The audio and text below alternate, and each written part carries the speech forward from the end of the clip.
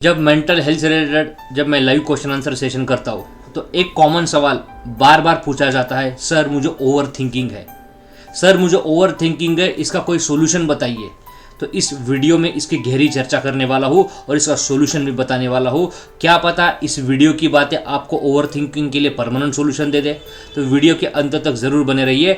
अगर आप ये वीडियो यूट्यूब पर देख रहे हो तो मेरे यूट्यूब चैनल को ज़रूर सब्सक्राइब करिएगा। अगर ये वीडियो फेसबुक पर देख रहे हो तो मेरे फेसबुक पेज को ज़रूर फॉलो कीजिएगा।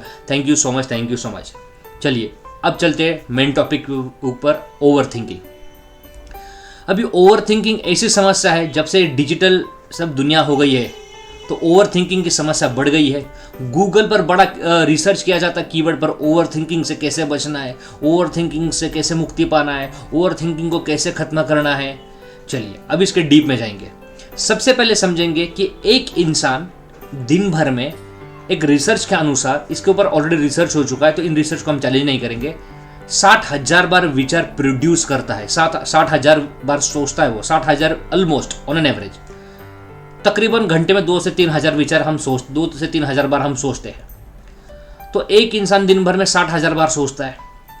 अगर उस सोच में ज़्यादातर नेगेटिव थॉट्स रहे, जैसे कि मैं 60,000 बार मेरे विचार प्रोड्यूस होते हैं, अगर उसमें से 80% मतलब 45,000 से 50,000 अगर नेगेटिव थॉट्स रहे तो मामला फंस गया।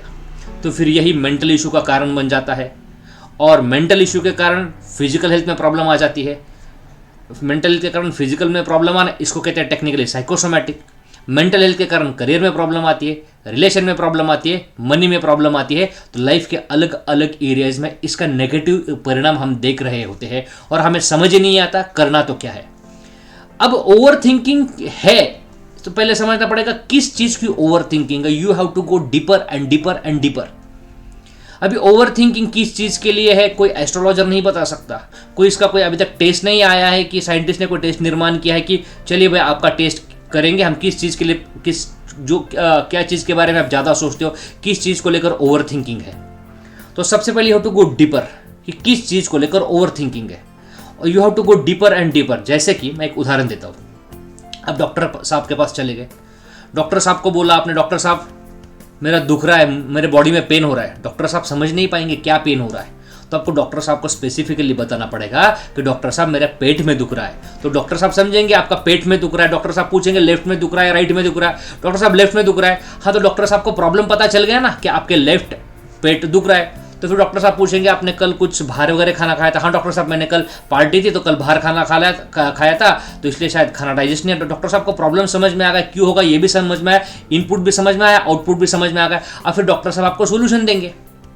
ऐसे ही ये ओवर थिंकिंग है। ये over thinking is a general word, negative thoughts is a general word. आपको किस चीज को लेकर over thinking, you have to go deeper, और आपको ही पता है कि किस चीज को लेकर ओवर थिंकिंग है।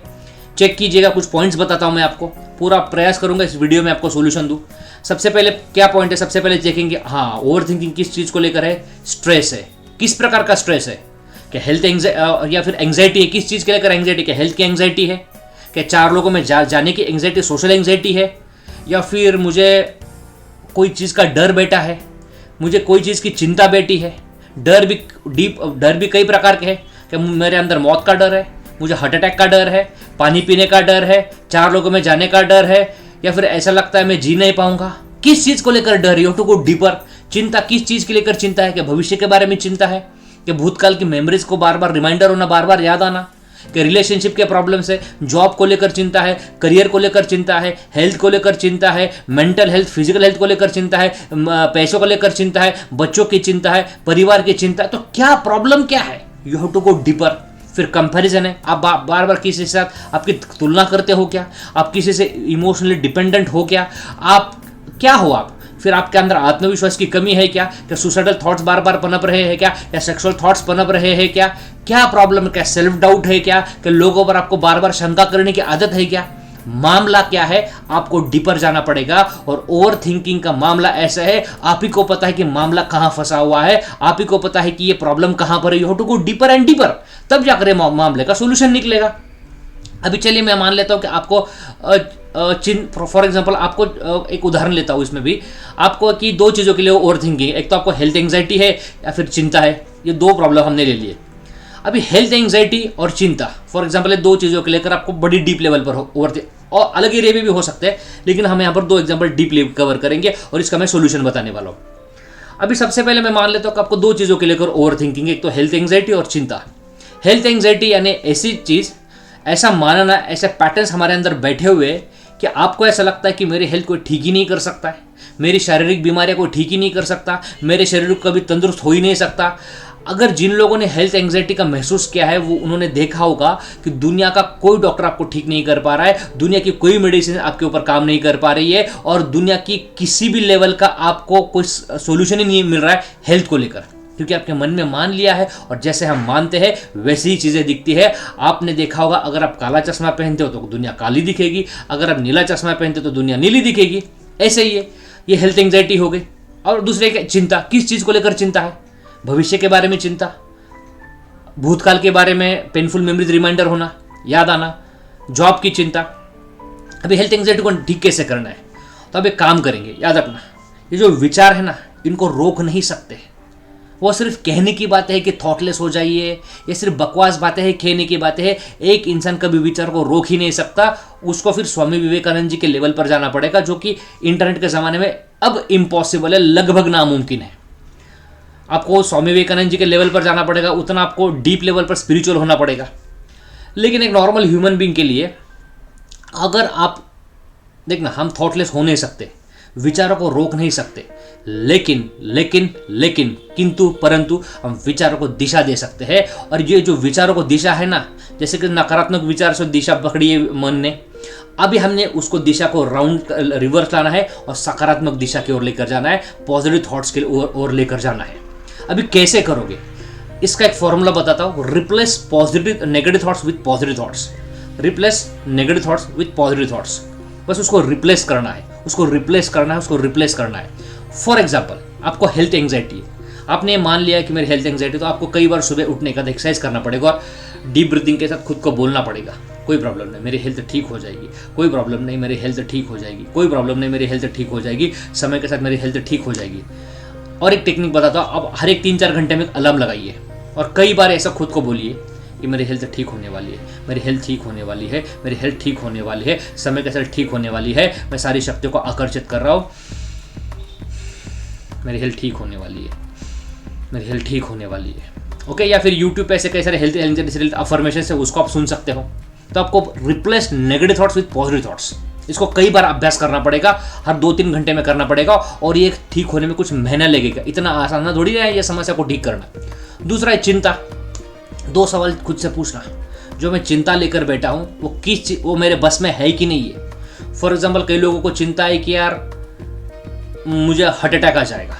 मुझे बताना, जन्म में मरण हमारे हाथ में है? बिल्कुल भी नहीं। सर मुझे चिंता है, सर मेरी कंपनी बंद ना हो जाए। कंपनी का बंद होना आपके हाथ में है? कंट्रोलेबल है कि नहीं? तो 2 चीज़ें खुद से पूछना, जो चिंता कर रहा हूँ वो मेरे कंट्रोल में है क्या, अनकंट्रोल में है, कंट्रोल में है कि नहीं है? मैक्सिमम चीज़ें कंट्रोल में है ही नहीं। सर मैं गाड़ी से जा रहा हूँ, ट्रेन से जा रहा हूँ, कार से जा रहा हूँ, मुझे चिंता कि एक्सीडेंट ना हो जाए। क्या एक्सीडेंट होना आपके हाथ में है? क्या जन्म मरण आपके हाथ में है? क्या भविष्य काल की सारी योजनाएं जो प्रकृति ने आपके लिए बना रखी है वो आपके हाथ में है उसको कंट्रोल करना? आपके हाथ में मैक्सिमम चीज़ें है ही नहीं, और इंसान उसी के बारे में सोचता है और कहते हैं चिंता चिता समान है। तो उन चीज़ों की चिंता क्यों करें जो हमारे हाथ में नहीं है? उन चीज़ों की बारे में डीप लेवल पर क्यों करना है जो हमारे हाथ में नहीं है? तो खुद से सवाल पूछना, मेरे बस में है कि नहीं है, मेरे कंट्रोल में है कि नहीं है। दो चीज़ें खुद से पूछना जब भी ये चिंता का पैटर्न आपको सताए। चलिए मैं चिंता कर रहा हूँ, मेरे बच्चों की चिंता कर रहा हूँ। क्या उतनी ताकत है हम में कि अपने बच्चों का भविष्य बनाए? हाँ, बच्चों के लिए हम हमारे पैसे इकट्ठा कर सकते हैं, उनके बारे में सोच सकते हैं, लेकिन कोई गारंटी नहीं कि आपके बच्चे आपके हिसाब से सारी चीज़ हो जाएंगे और उनके लाइफ में अच्छा भविष्य होगा। उसको कोई गारंटी नहीं है। किसी का जन्म मरण हमारे हाथ में नहीं है। तो खुद से सवाल पूछना कि 2 चीज़ें मेरे बस में है कि नहीं है, और प्रकृति को समर्पित कर दीजिए।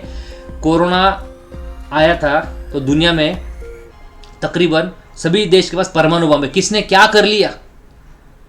किसने क्या कर लिया? पूरी दुनिया ठप हो पड़ी थी। क्योंकि जब भी इंसान जब अहंकार करता है, क्रोध में फंसता है, ज़्यादा प्रकृति के साथ छेड़छाड़ करता है, तो प्रकृति भी अपना प्रकोप किसी न किसी फॉर्म में देती है। और इसलिए कई बार भूकंप आते हैं, कई बार फ्लड आ जाता है, न जाने क्या क्या समस्या इंसान झेलता है, बिकॉज ये प्रकृति का प्रकोप है। हम फर्नीचर तो अच्छा बना रहे हैं घर में, लेकिन उसके पीछे पेड़ पौधे कट कर रहे हैं, इसमें मैं भी दोषी हूँ, आप भी दोषी है। तो हम प्रकृति के साथ छेड़छाड़ कर रहे हैं, इसलिए हमें प्रकृति प्रकोप देती है। इसलिए दो चीजें खुद से पूछना, जो चिंता कर रहा हूं मेरे बस में है कि नहीं है। और हेल्थ एंग्जाइटी के लिए, अगर डीप लेवल की हेल्थ एंग्जाइटी है, कई बार मन को बोलेंगे मेरी हेल्थ धीरे धीरे ठीक हो रही है। Replace negative thoughts with positive thoughts. एक छोटी सी बात आपके लाइफ में मेंटल इलनेस को धीरे धीरे रास्ता देगी, और जीवन में जो अंधकार छाया हुआ है वहां पर आशा की किरण खुलना शुरू हो जाएगी। ये डेफिनेटली है, ये सत्य है, और ये होने वाला है। शर्त है कि आपको इसके ऊपर काम करना पड़ेगा। तो पेन लीजिए, पेपर लीजिए कि किस चीज को लेकर ओवर थिंकिंग है, गो deeper and deeper and deeper. जिस चीज को ओवर थिंकिंग है उसको पॉजिटिव थॉट के साथ कन्वर्ट करिए, उसको एक मीनिंग दीजिए, उसको एक मीनिंग दीजिए कि क्या क्या है। सर मुझे डर है, सर मुझे बाइक पर बैठने का डर है। अरे पूरा विश्व बाइक पर घूम रहा है, आपको डर क्यों लग रहा है? तो कई बार बोले मुझे डर नहीं लगता है, मेरे अंदर साहस की भावना उत्पन्न हो रही है, साहस की भावना प्रोड्यूस हो रही है। Replace negative thoughts with positive thoughts. यही एक फंडा आपको मेंटल इलनेस से, कई सारे मेंटल इलनेस से बाहर निकालेगा। और आपको कई बार इसको अफर्मेशन देना पड़ेगा, हर 2-3 घंटे में दीजिए। सुबह दीजिए, दोपहर में खाना खाने के बाद दीजिए, शाम में सोने से पहले दीजिए। Replace negative thought with positive. यही एक फंडा आपके मेंटल इलनेस से बाहर निकालने वाला है। इसका अभ्यास करिएगा। शर्त एक है, इसको ठीक होने के लिए इसका प्रैक्टिस करना पड़ेगा, इसका अभ्यास करना पड़ेगा, तभी जाकर यह मामला ठीक होने वाला है।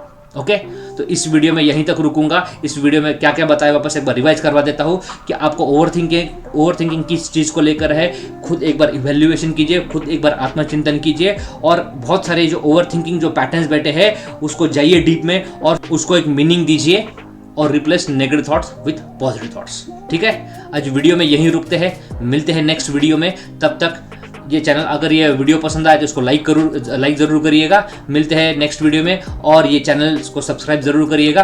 Thank you so much, thank you so much. अगर वीडियो वाकई पसंद आया है तो आपके किसी ऐसे दोस्त को या किसी रिश्तेदार को शेयर करिएगा जिससे इस वीडियो का फायदा मिले। Thank you so much, thank you so much.